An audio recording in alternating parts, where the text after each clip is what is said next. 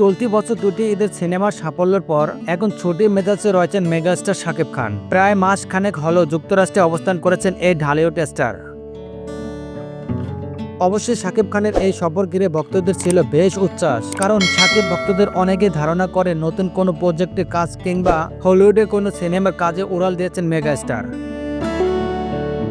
কিন্তু শাকিবের মার্কিন সফরের সঙ্গে শুরুর দিকে সিনেমা প্রসঙ্গ ছিল না কোনো সারা শব্দ।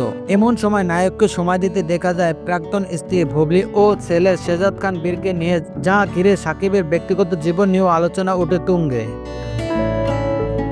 কিছুদিন আগে সাকিবের সঙ্গে বেশ কিছু মুহূর্ত ভাগ করে নেন বুবলি। দেখা যায় ছেলে শেহজাদ খান ও বুবলিকে নিয়ে মার্কিন মৌলুকে বিভিন্ন জায়গায় ঘুরে বেড়াচ্ছেন সাকিব।